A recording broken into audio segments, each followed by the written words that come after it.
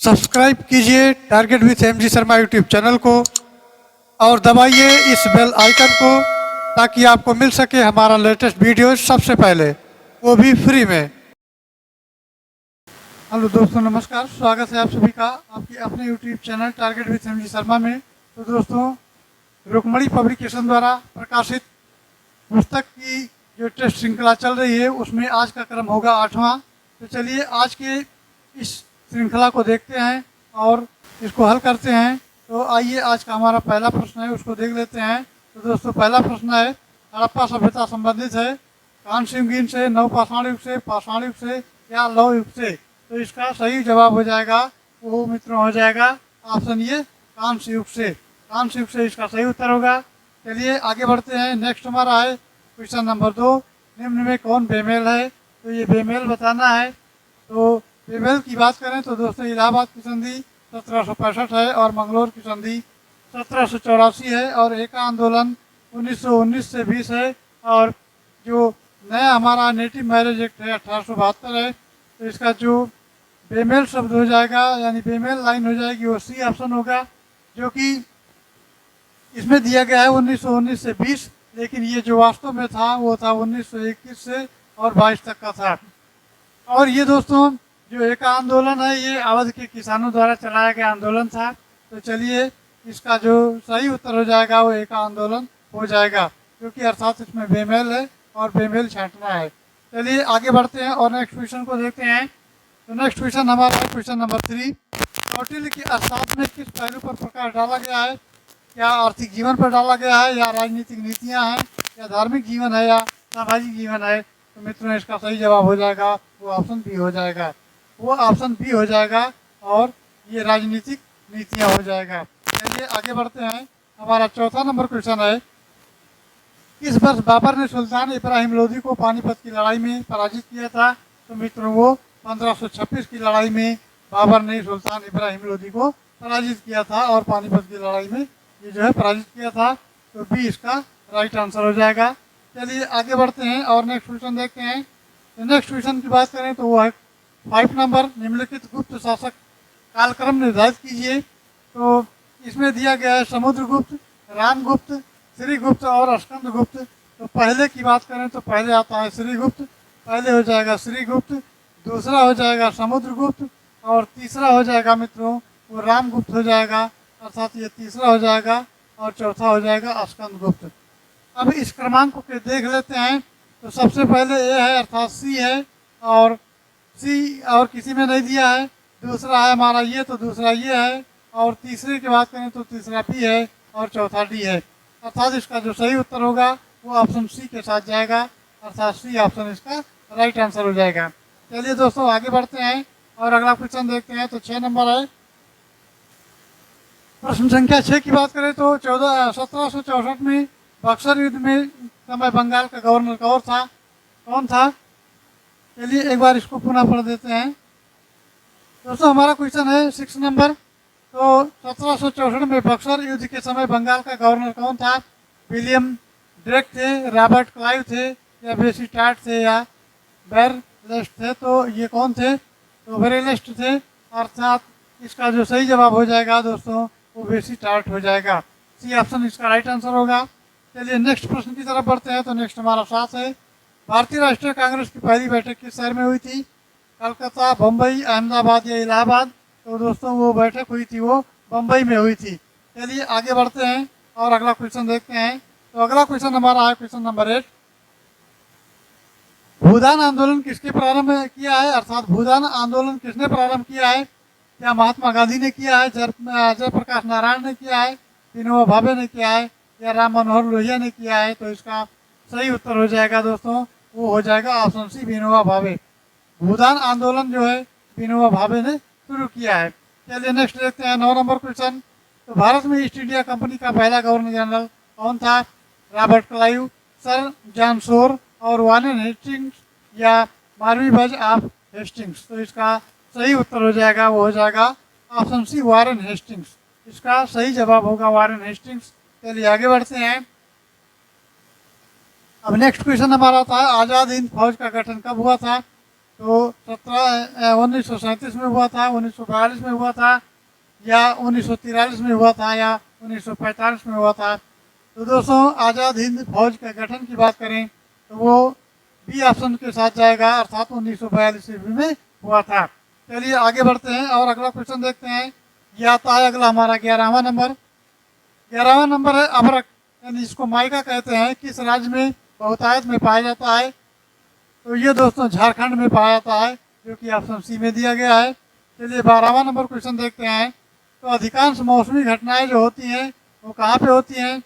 क्या समताप मंडल में होती हैं, क्षोभ मंडल में होती हैं, क्षोभ सीमा में होती हैं, या आयन मंडल में होती हैं?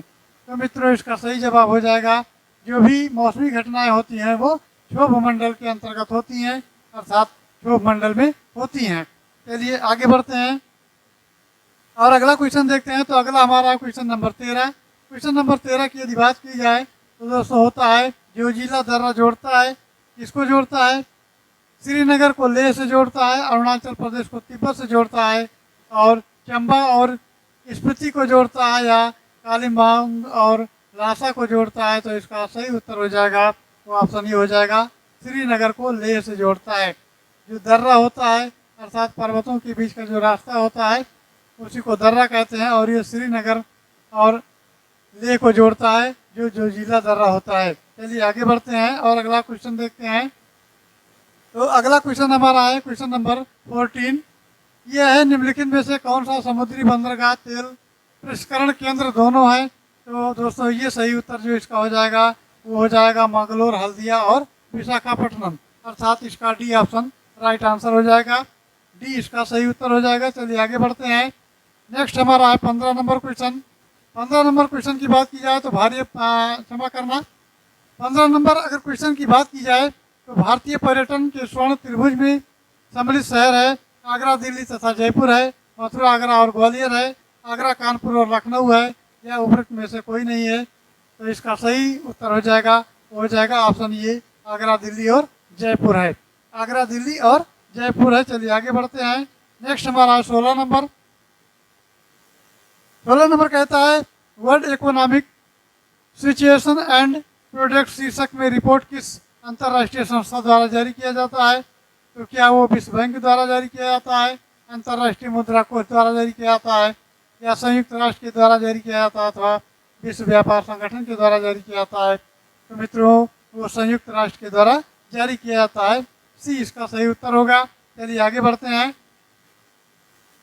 नेक्स्ट प्रश्न हमारा 17। वन नीति के अनुसार कितने प्रतिशत क्षेत्र वनों में आच्छादित होना चाहिए? तो दोस्तों 33% जो है वनों में आच्छादित होना चाहिए। सी जवाब इसका राइट आंसर होगा। चलिए आगे बढ़ते हैं। नेक्स्ट क्वेश्चन हमारा है वो 18 नंबर है। उदारीकरण, निजीकरण और भूमंडलीकरण की नीति की नई आर्थिक नीति के रूप में निम्न में से किस प्रधानमंत्री द्वारा स्वीकार की गई थी? तो दोस्तों वो जो की गई थी वो नरसिम्हा राव के द्वारा की गई थी। चलिए आगे बढ़ते हैं। नेक्स्ट प्रश्न हमारा है 19। अब 19 नंबर क्वेश्चन की बात करते हैं। तो भारत में मिश्रित अर्थव्यवस्था का अर्थ है, तो क्या अर्थ है?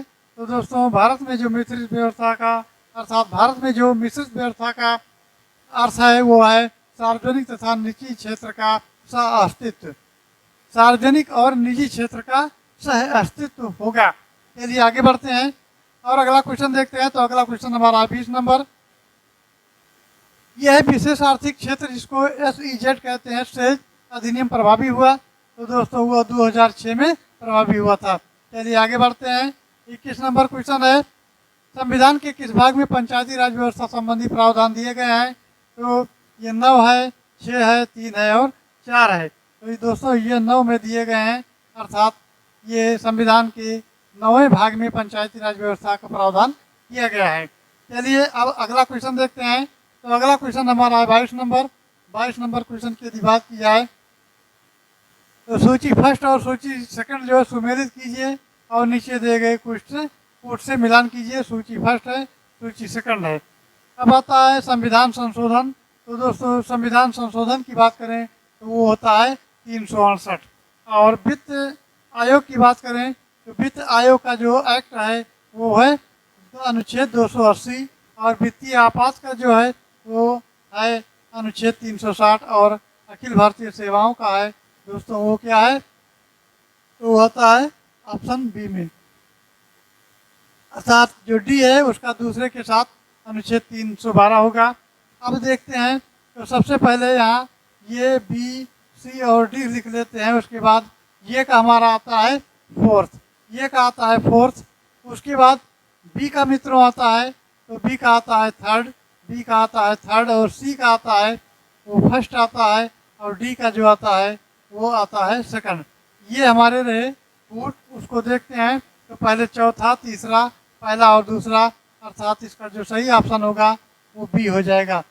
पहला, चौथा, तीसरा, पहला और दूसरा बी ऑप्शन में दिया गया है, तो बी इज करेक्ट आंसर होगा। चलिए आगे बढ़ते हैं। नेक्स्ट हमारा 23 नंबर।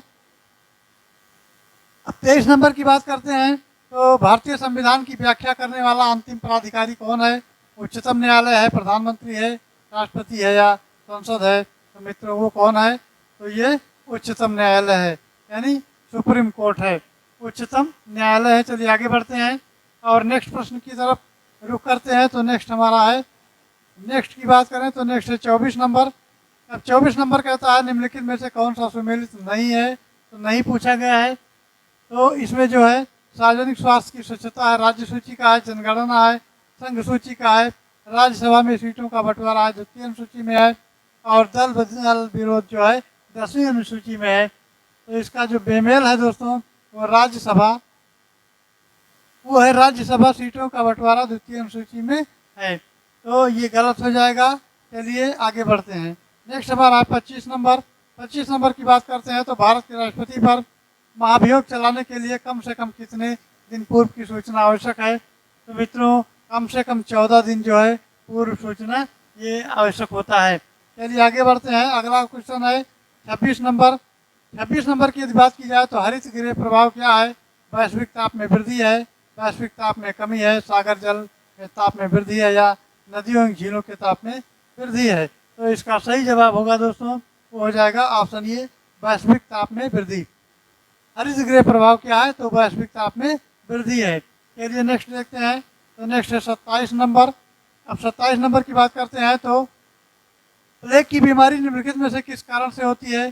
क्या बैक्टीरिया के कारण होती है, विषाणु से होती है, फंगी से होती है, या कवक से होती है? तो इसका सही जवाब जो जाएगा दोस्तों वो हो जाएगा ऑप्शन ये, बैक्टीरिया के साथ।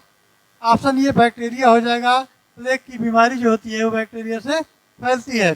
चलिए आगे बढ़ते हैं। नेक्स्ट क्वेश्चन हमारा 28 नंबर। सूची फर्स्ट और सेकंड में सुमेलित कीजिए तथा सूची के नीचे दिए गए कूट की सहायता से सही उत्तर का चयन कीजिए। अब आता है दोस्तों ये फ्रियान आता है, तो फ्रियान को किसे मिलाएंगे? तो फ्रियान जो होता है ये प्रशीतक के रूप में पाया जाता है।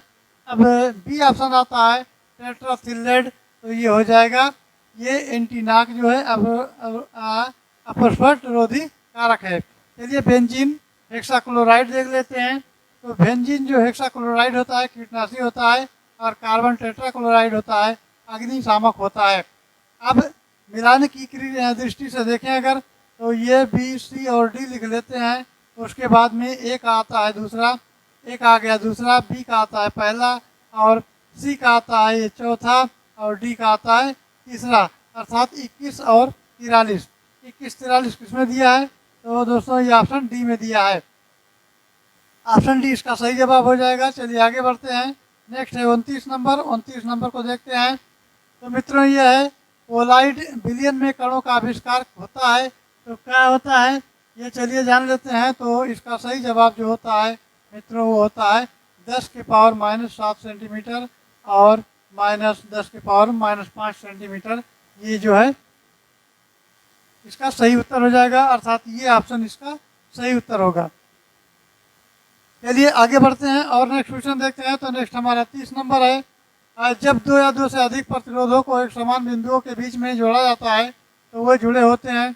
अब ये किस लाइन में जुड़े होते हैं? लाइन में जुड़े होते हैं, या आर पार जुड़े होते हैं, या श्रेणी क्रम में समांतर क्रम में जुड़े होते हैं?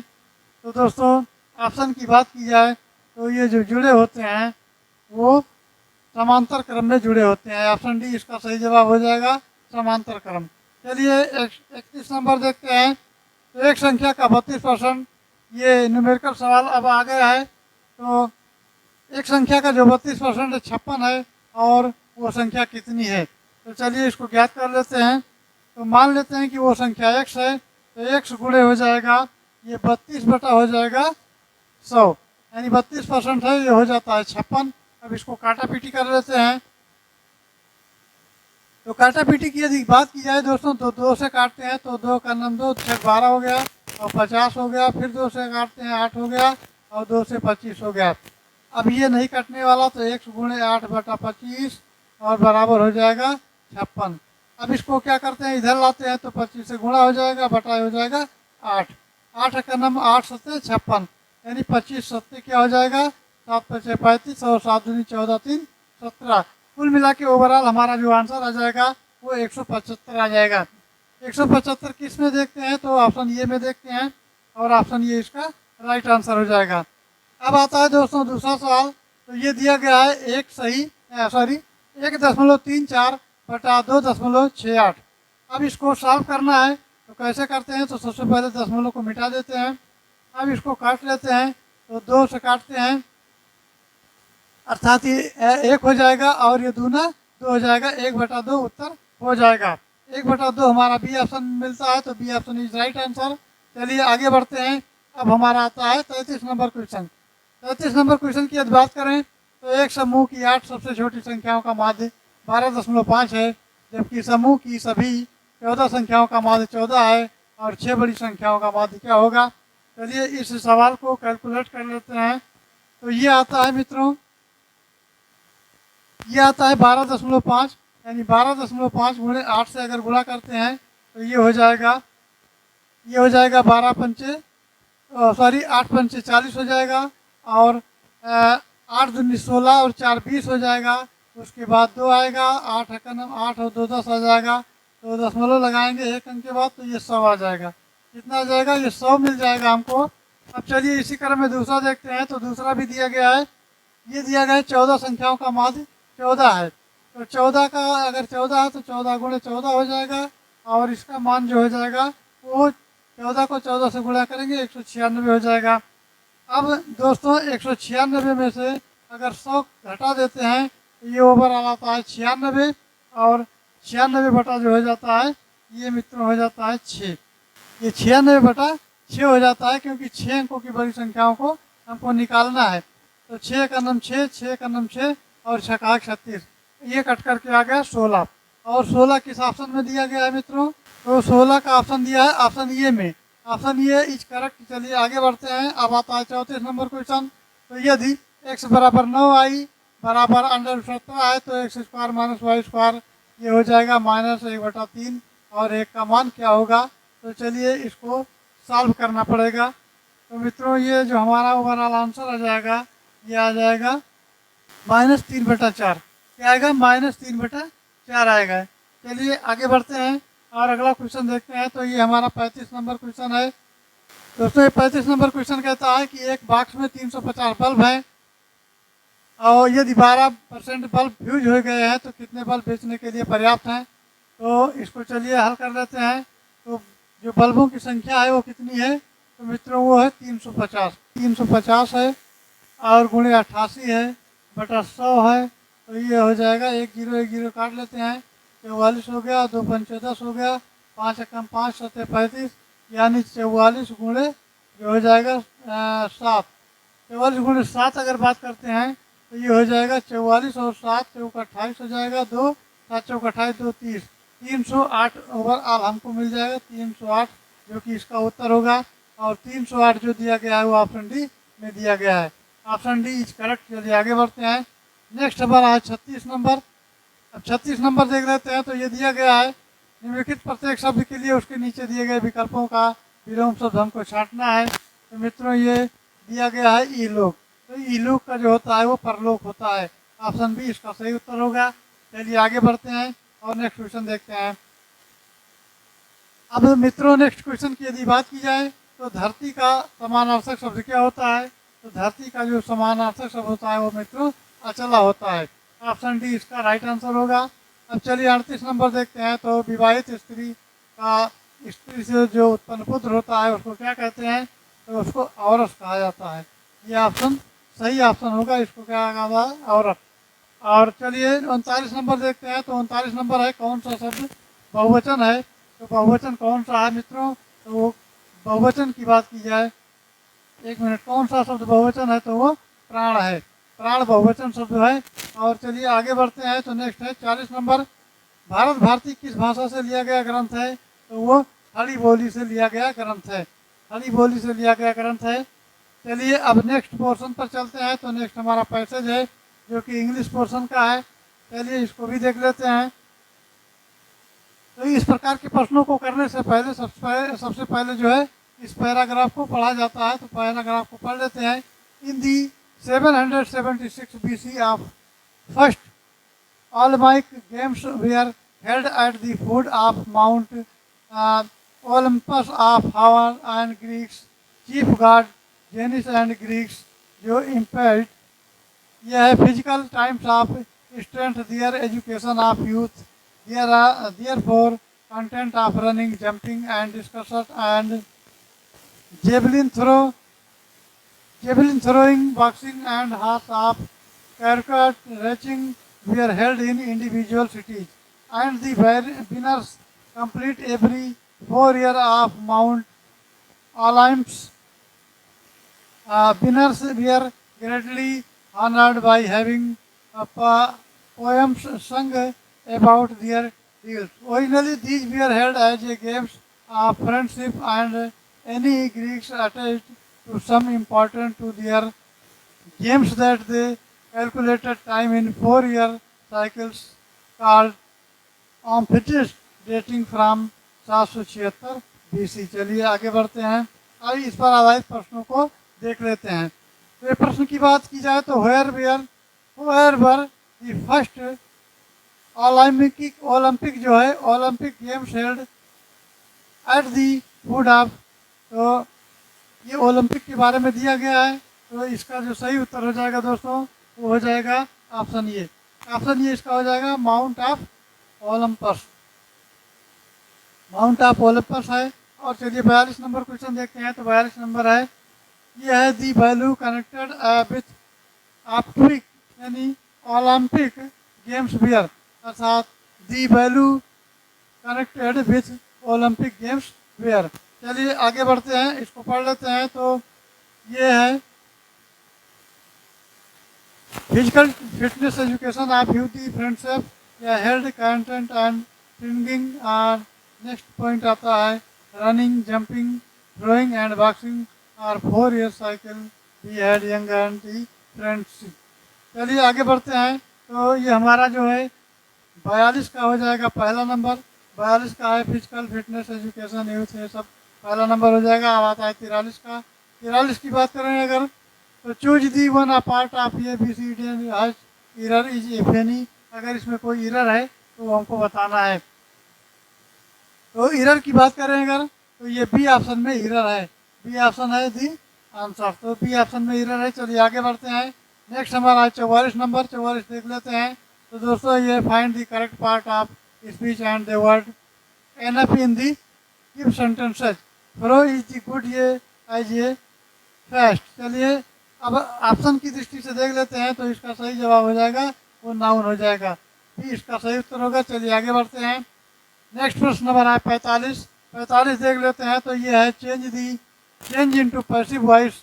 तो ये है ही हैड कमिटेड ये मिस्टेक, और ये mistake had committed by him, ये mistake was committed by him and mistake had been communicated by him, और ये mistake has been communicated by him. तो इसका सही जवाब हो जाएगा दोस्तों 45 का, वो हो जाएगा आपका ऑप्शन सी। ऑप्शन सी ये mistake had been communicated by him, ये हो जाएगा। चलिए आगे बढ़ते हैं। अब 46 नंबर क्वेश्चन देखते हैं।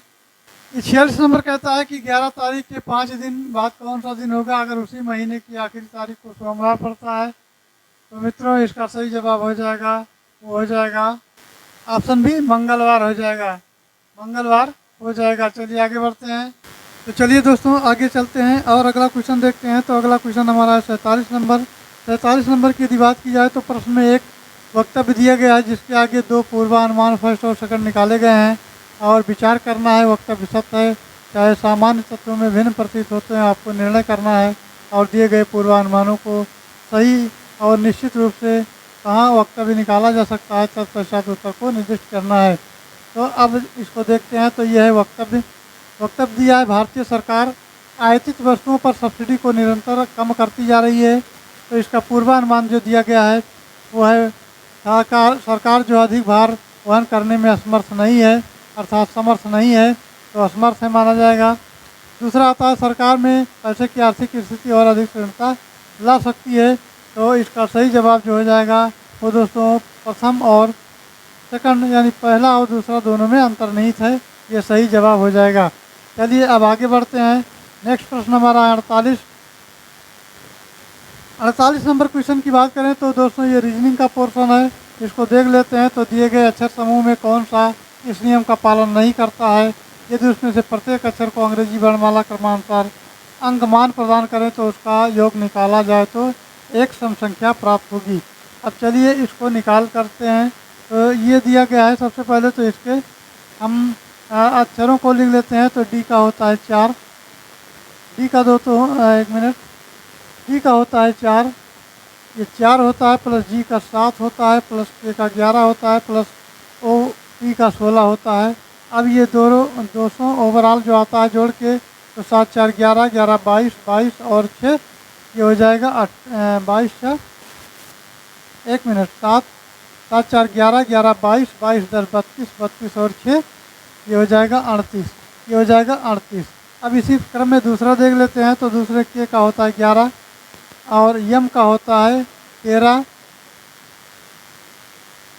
एम का होता है 13, ओ का होता है 15 और क्यू का होता है दोस्तों वो होता है 17। अब इसको जोड़ लेते हैं। तो ये जोड़ते हैं, 7 5 12, 12 3 15, 15 1 16 होता है और 2 1 3, 3 1 4, 1 5, ओवरऑल को मिला के इसका मान आ रहा है 56। इसका मान 56 मिल रहा है। अब देखते हैं। तो एक तो 38 हो गया, एक 56 हो गया। अब इसको देखते हैं। तो ई का 5 होता है, ई का 5 होता है, एफ का 7 होता है, एफ का 7 होता है और जी का, एक मिनट फिर से देखते हैं। तो दोस्तों ई का होता है 5 और एफ का होता है 6 और जी का होता है 7 और एच का होता है 8। तो ये हो जाएगा 8 7 15, 8 7 15, 5 20, 20 और 6 26 हो जाएगा। ये दोस्तों हो जाएगा 26। अब आते हैं लास्ट वाले पे। तो पहले का तो उत्तर है 38, पहले का आ गया 38, ये आ गया 38 और दूसरे का जो आ गया दोस्तों ये आ गया 56 और तीसरे का जो है इसको देखते हैं। तो ये आ गया 26 और चौथा आता है तो सी का होता है 3 और टी का होता है 20 और यू का होता है 21 और उसके बाद में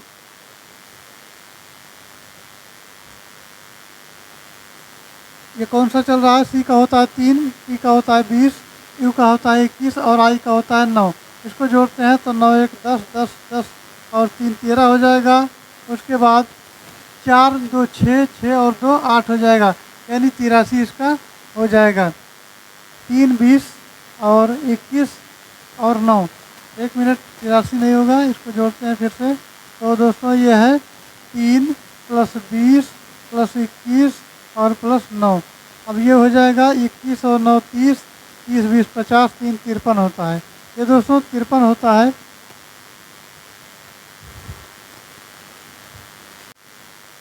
तो दोस्तों ये देखने पर पता चलता है कि इसका मान जो हमें निकल कर आया है वो 38 आया है और इसका मान जो निकल के आया 26 आया है, इसका मान 56 आया है और इसका मान ये आया है, ये दोस्तों आया है 53 आया है। तो ये सभी जो है सम संख्याएँ हैं जो 2 से विभाजित हैं और एक संख्या ये है जो 53 से विभाजित नहीं है, अर्थात ये 53 है, ये विषम संख्या है। चलिए आगे बढ़ते हैं। नेक्स्ट प्रश्न है 49 नंबर। 49 है, बी बहन है डी की। तो बी बहन है, बी क्या बहन है? डी की बहन है। तो बी बहन है डी की और एम पिता है डी का, एम पिता है, एम पिता बना लेते हैं, डी का है। और एन बहन है एम की, तो एन बहन है एम की, अर्थात एन बहन है एम की। और बी किस प्रकार से संबंधित है? तो बी जो है संबंधित है, ये मित्र हो जाएगा, ये बी बहन है डी की, तो ये बहन है और एम पिता है तो एम पिता है। अब ये हो जाएगा पिता की बहन जो है, पिता की जो बहन होगी वो उसकी बुआ हो जाएगी। तो इसका जो सही जवाब हो जाएगा दोस्तों वो हो जाएगा भतीजी हो जाएगी। ये बुआ हो जाएगी, वो भतीजी हो जाएगी, तो भतीजी इसका सही जवाब हो जाएगा। अब दोस्तों आते हैं नेक्स्ट प्रश्न पर। तो 50 नंबर क्वेश्चन है, पी पी की आयु क्यू के बराबर है, आर एस से छोटा है, टी आर से छोटा है, किंतु पी से बड़ा है, सबसे बड़ा कौन है, ये हमको बताना है। तो इसमें कह दिया गया है कि पी क्यू के बराबर है, तो पी सबसे पहले लिखते हैं और क्यू के बराबर लिखते हैं। तो पी और बराबर क्यू है। उसके बाद में अगर यहाँ डायग्राम बनाएं तो ये दोस्तों पी हो गया, ये क्यू हो गया, ये दोनों बराबर हैं। पी क्यू लंबाई में दोनों बराबर हैं। उसके बाद ये कहता है कि आर एस से छोटा है। तो आर जो है, आर क्या है, एस से छोटा है। इधर लिखते हैं तो एस है और आर है, एक आर है और एस है, तो ये एस से छोटा है। फिर उसके बाद वो कहता है किंतु पी से बड़ा है। तो किंतु किससे बड़ा है, पी से बड़ा है, तो पी यहाँ हो जाएगा। अब आता है तो ये पी इधर हो गया।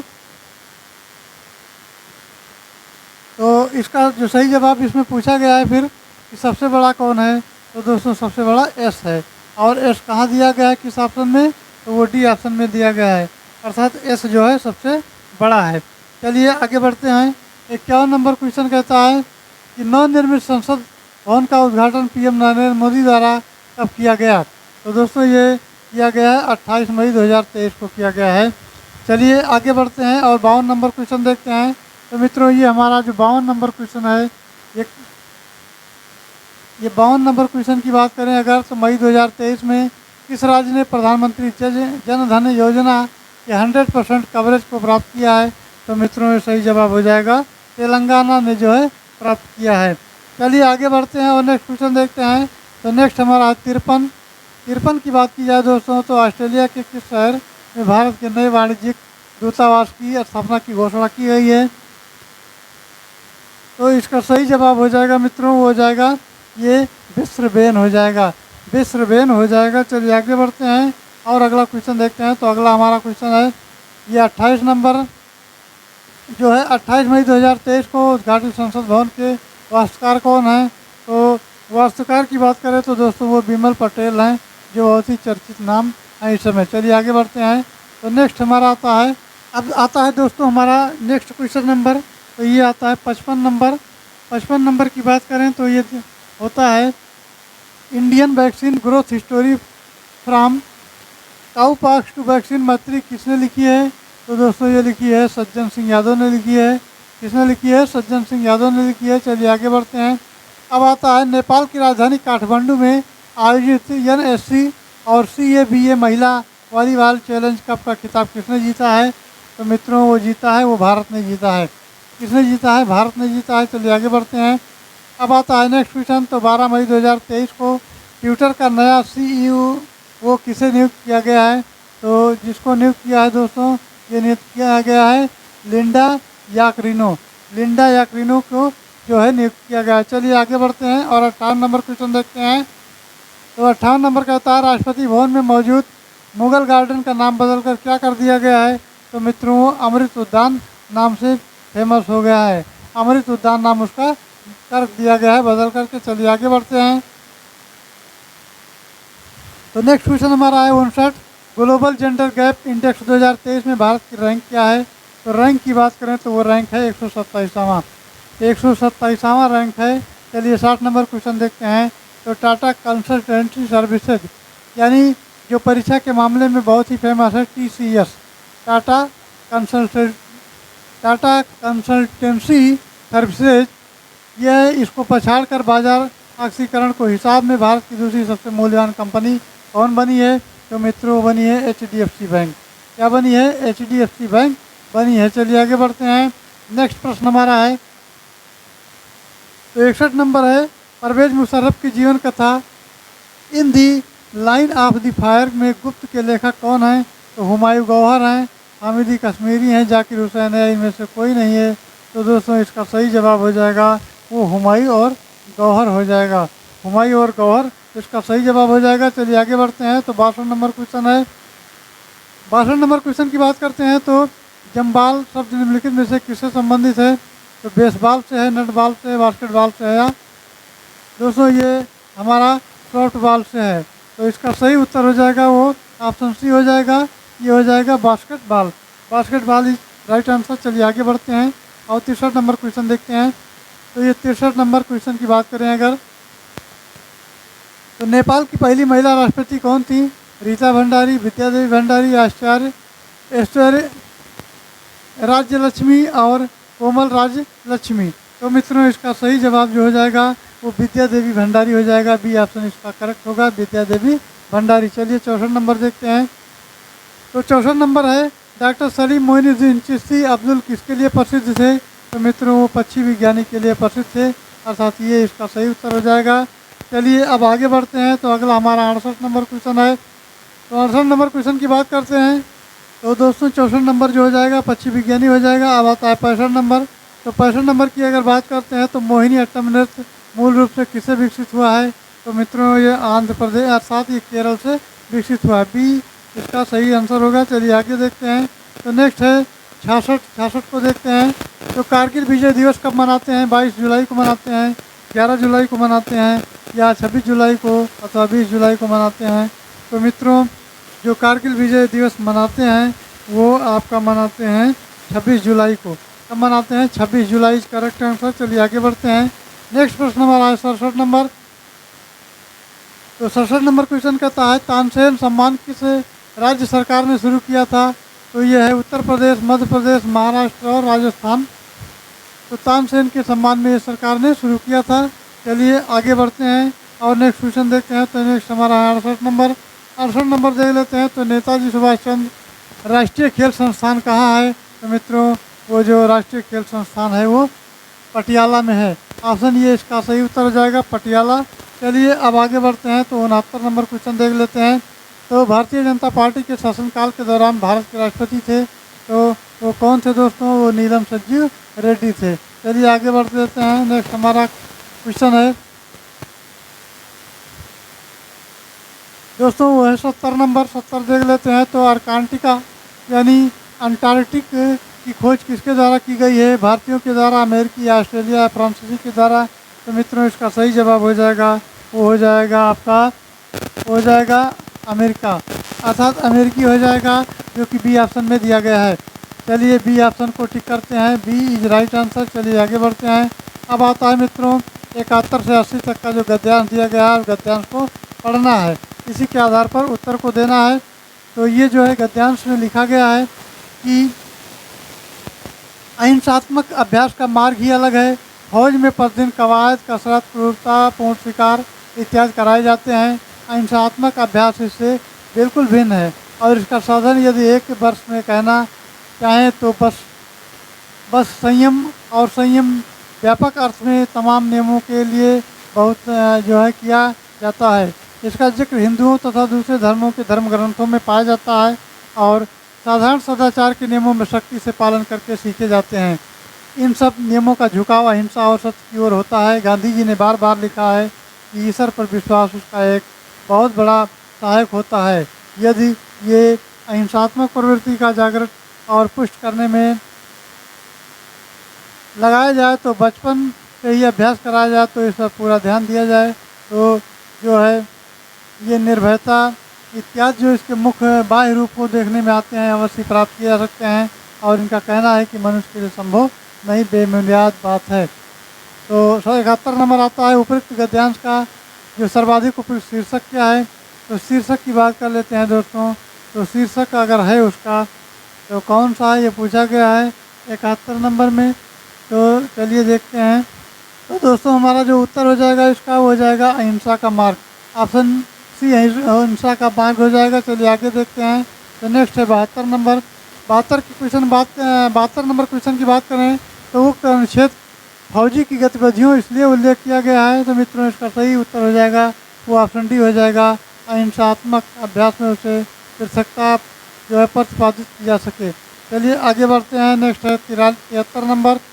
73 की बात करें तो निर्भयता आदि गुणों को सीखने के लिए आवश्यक है। तो दोस्तों क्या आवश्यक है? वो बचपन से ही अहिंसा प्रवृत्ति का अभ्यास आवश्यक है। चलिए आगे बढ़ते हैं। नेक्स्ट हमारा आता है धर्म ग्रंथ में सर्वाधिक बल दिया गया है। तो दोस्तों वो सरदार के नियमों पर और धर्म पालन पर या भक्ति और ज्ञान पर या सहिष्णुता पर। तो इसका सही जवाब हो जाएगा दोस्तों, वो हो जाएगा option A. Option A is right answer, सदाचार नियमों पर इसका उत्तर बनेगा। चलिए 75 नंबर क्वेश्चन देखते हैं। तो सदाचार की प्रमुख चर्चित दिशाएं कौन सी हैं? श्रद्धा की पंक्ति है, माया ममता है और सत्य अहिंसा है, पूजा अर्चना है। तो इसका सही जवाब हो जाएगा दोस्तों, वो हो जाएगा ये सदाचार के नियमों पर हो जाएगा। चलिए 75 नंबर क्वेश्चन देखते हैं। तो दोस्तों ये है, ये सदाचरण की प्रमुख चर्चित जो है विशेषताएं क्या हैं अर्थात दिशाएं क्या हैं? तो श्रद्धा भक्ति है, माया ममता है और सत्य अहिंसा है, पूजा अर्चना है। चलिए आगे बढ़ते हैं दोस्तों। नेक्स्ट आता है हमारा, ये आता है दूसरा गद्यांश आ जाता है। तो दूसरा गद्यांश जो है चलिए पढ़ लेते हैं। तो ये दिया गया है, प्रेमचंद जी को सबसे बड़ी शक्ति है और ये अधिकांश आलोचकों ने पहचानी ही नहीं। वो आचरण की स्मृति, आचरण की भूमि प्रेमचंद के जीवन चित्रण और आचरण में पूर्व साम्य उनका समर्थ साहित्य, उनकी आत्मविश्वास है और भावुक व्यक्तित्व को अनेकों अनेक कल्पित नर नारियों के चरित्र में बांटकर अपने साहित्य जगत पर छा गए हैं। इसके लिए साहित्य आचरण से स्वतंत्र कला कर्म मात्र नहीं, इसके पात्रों पर दया और क्षमा की ममता, ओजस्विता और जो है बलिदानशीलता प्रेमचंद की पहली अनुभूति है। और चलिए आगे बढ़ते हैं इसी क्रम में। तो दोस्तों ये सांप्रदायिक जो है संस्कृति का ऐसा उदाहरण देखने को मिलेगा। प्रेमचंद ने प्रत्येक पात्र पर उनके व्यक्तित्व का। तो दोस्तों एक कुछ पॉइंट इसमें और है, आचरण की छाप और उसके पात्रों, आचरण की छाप की बात की जाए दोस्तों, तो आचरण की छाप वो अपने पात्रों में जीवन जिए हैं और उन्होंने आचरण की समस्या और पवित्रता को जो है जीना आवरण अपनी कला सृष्टि से जो है डल दिया है। इसलिए वे तटस्थ कलाकार नहीं कहे जा सकते। वे प्रवृद्ध हैं और अपने युग्मनाभाव में क्षण प्रतिक्षण संस्कृत है। प्रेमचंद की पवित्रता पर उनके पात्रों को पवित्रवती बना देता है। आचरण के द्वारा ही हम जीवन सम्मुख होते हैं और जिस कलाकार के पास आचरण का बल नहीं होता वो पाठकों के अंतर्गत प्रवेश प्राप्त करने का अधिकारी नहीं होता है। और कलाकार की कलम से एक अनैच्छिक वाक्य नहीं निकला, दैविक आवत के रूप में स्पंदन नहीं भरा, वासना कटुता और घृणा में उसका कोई विषक्त नहीं हुआ, तो एक कलाकार जीवन की चेतना का पर्याय होगी। प्रेमचंद नीति के कलाकार हैं। चलिए आगे बढ़ते हैं। अब इसी के आधार पर प्रश्नों के उत्तर हमको देने हैं। तो प्रश्नों के उत्तर चलिए देते हैं। ये मित्रों हमारा आता है, ये 76 का आता है। तो 76 दिया गया है। 76 नंबर क्वेश्चन कहता है कि प्रेमचंद ने अपने साहित्य में स्वा की अभिव्यक्ति करते हैं। तो ये प्रेमचंद के बारे में जो दिया है ये पात्र ये के माध्यम से हुआ है। चलिए आगे बढ़ते हैं। नेक्स्ट प्रश्न की बात करें अगर, तो नेक्स्ट